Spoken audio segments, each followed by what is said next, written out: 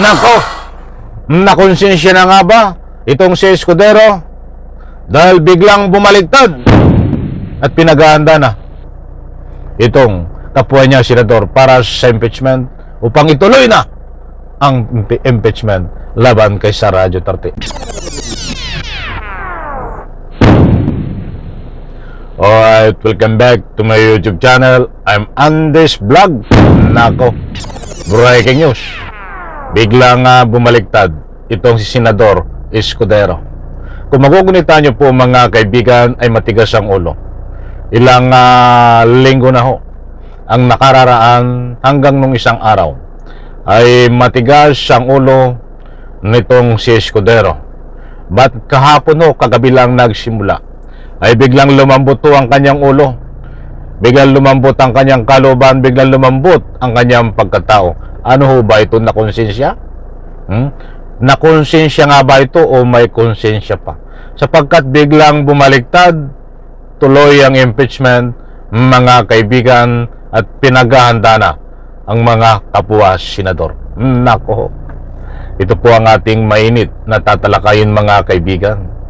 Mainit-init pa na balita naglabas kagabi ng kautusan. Kagabi ito lumabas na balita Siguro maaga pa ito nang lumabas, ba't kagabi lang ho ito na balita na ito na mainit-init pa na mismo kinumpirma ni Senate President Escudero na inutos niya na maghanda na ang mga kapwa niya senador tungkol dito sa impeachment. Nako, yan po ang ating tatalakayin. Huwag po kayong alis.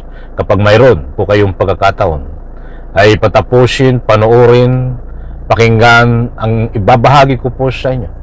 Sapagkat dito ho, ay nakonsensya nga ba itong si Escudero? Bakit siya biglang bumaliktad? Ang mga sinasabi, dahil ito ay matigas talaga Pinaninindigan niya na hindi pa ngayon gaganapin ang impeachment. At sa amin sinasabi nga siya na pagkatapos ng SONA. But dito sa ibabahagi ko po sa inyo ay kakaiba ngayon ang kanyang statement. Kakaiba ang kanyang pinag-utos, mga kaibigan, sa madalit salita ay tuloy ang impeachment, mga kaibigan, sa lalong madaling panahon.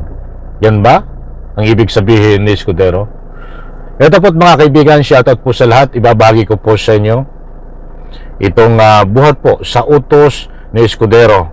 Ay bibigyan po natin ng linaw ito. Ito ho. Pinagutos si Senate President Chis Escudero na maghanda na ang Administrative Support Offices ng Senado para sa impeachment trial ni VP Sara Duterte. Base po yan sa kanyang special order na nilabas sa media ngayong gabi. Nakasad. Maliwanag po mga kaibigan na pinag-utos bigla ni Escudero na maghanda na ang Senado base sa kanyang kautusan. Kagabi lang pala itong utos na ito. Kita nyo bigla, kahit gabing-gabi nag-overtime, pinag-utos mga kaibigan ni Senate President tungkol dito sa impeachment. Liwanagin po na natin ito kung ano ang nakapaloob sa kanyang utos. Base po yan sa kanyang special order na nilabas sa media ngayong gabi. Nakasad din dito ang pagtatalaga sa Secretary of the Senate bilang Clerk of Court, habang ang Senate Legal Counsel at Secretary for Legislation naman ang tatayong mga Deputy Clerks.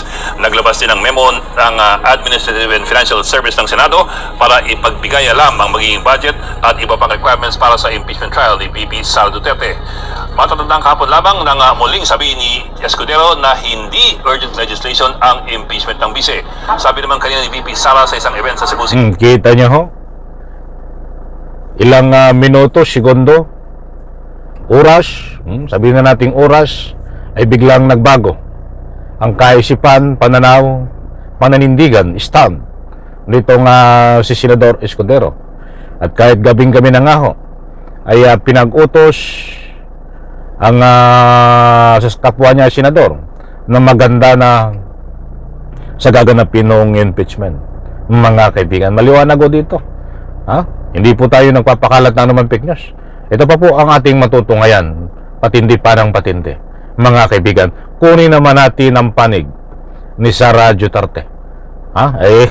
Tingnan po natin kung ano, ito po ay mainit-init pa na ika nga po'y pinapaabot ni Sara Duterte sa mga taong bayan, sa taong bayan, mga kaibigan. Ipapaubaya niya sa kanyang mga urgent legislation ang impeachment ng bise. Sabi naman kanina ni VP Sara sa isang event sa Cebu City, ipapaubaya niya sa kanyang mga abogado ang nakabinbin niyang impeachment trial. Ibili nato na sa mga abogado no ang istorya sa impeachment, particularly sa defense sa ako ang impeachment, ilaha man ng trabaho o ang mga abogado po ang mas nakasabot tungkol sa ang proseso sa impeachment. Ayan po mga kaibigan, maliwanag po na pinaghanda na rin ng mga abogado ni Sara Duterte tungkol dito sa urgent na utos, biglang utos ni Escudero, mga mahal kong taga-subaybay, na pinaghahanda na ang mga senador at siyempre mga budget nandun na din mga kaibigan. But maliwanag ang kanyang sinabi, mga mahal kong taga-subaybay, but kakaiba ho sa kanyang mga binibitawan na statement before na nanindigan siya na wala siyang ganyang binabanggit. Ang tanong ngayon, kung mapapansin nyo po ay walang binanggit kung kailan ho ito gaganapin. Basta nakapaloob lang ho diyan, kung susuriin natin, ay biglang inutos ni Escudero na maghanda na ang Senado, yung mga tatayong prosecutor sa paglilitis labang kay Sara Duterte, maghanda na, at kasama na rin doon, nakapaloob ang budget. Baka mamaya ito puro paghahanda. Baka tayo nililis lang sa issue nito na ika nga po'y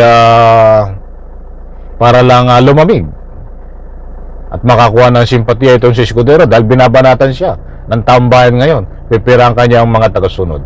That is pawang public opinion, mga kaibigan. Sana ho itong paghahanda na biglang inutos ni Escudero ay kasama ang aksyon at galawan na sa lalong madaling panahon ay litisin si Sara Duterte diyan ho sa Senado nitong impeachment laban kay Sara Duterte. Dahil nagkakaroon na po ito ng butas. That is ako po ay nagsaliksik. That is the first time na kinwestiyon yan po sa korte. Kung hindi ako nagkakamali. Kung nagkakamali man ako, I'm sorry. Basta bakit nagkaroon ng question diyan po sa korte ang kampo ni Sara Duterte. Ang sinisisi ho ng taong bayan ay kagagawan din ni Escudero dahil binigyan ng pagkakataon na questionin diyan sa korte na ipawalang bisa ang impeachment dahil sa kabagalan o ng aksyon. O ay ngayon ho, biglang bumaliktad itong si Escudero na ika nga po ituloy ang impeachment at pinaghahanda na itong kanyang kapwa mga senador. Hanggang kailan ho ito maghahanda, mga kaibigan? O ngayon may petisyon diyan ho sa korte ang kampo ni Sara Duterte. O ay kahit sabihin mo na isang araw litisin simula ng impeachment, o edi haharangan naman ni Sara, baka gawing rason delay and tactics yung petisyon sa korte. Naglabas muna ng desisyon sa korte ng final dahil 10 araw ang pinasasagot, di ba? Kahit gusto man ni Escudero na simulang bukas yan, naku, hindi yung mangyayari ayon po sa akin. Ika nga po'y pagsusuri sa takbo ng galawan ho itong impeachment na to dahil may nakabinbin diyan po sa korte na petisyon na 10 araw nga sila ay pinasasagot. Di po ba? Huli na ang lahat. Bakit ngayon mo lang ginawa? Napakanta tuloy ako. Hindi po tayo nagmamalinis, mga kaibigan. Kung noon pa man ay inaksyonan ito ni Escudero, dapat walang ganyang mga petisyon na mga walang bisa, na pinapawalang bisa, mga kaibigan. Kaya hindi natin masisisi ang tambayan ko, ikaw Escudero, ay sinisisi ngayon. Abangan po natin ito kung kailan, mga kaibigan. Ang maliwanag po dito, nako, nakonsensya na nga ba itong si Escudero dahil biglang bumaligtad at pinaghahanda na itong kapwa niya senador para sa impeachment upang ituloy na ang impeachment laban kay Sara Duterte. Ang tanong, kailan itutuloy? Abangan po natin mga kaibigan. Muli po isang like ko sa video na ito. Maraming salamat. Pagpalain po tayo lahat. Bye-bye. Palakpak.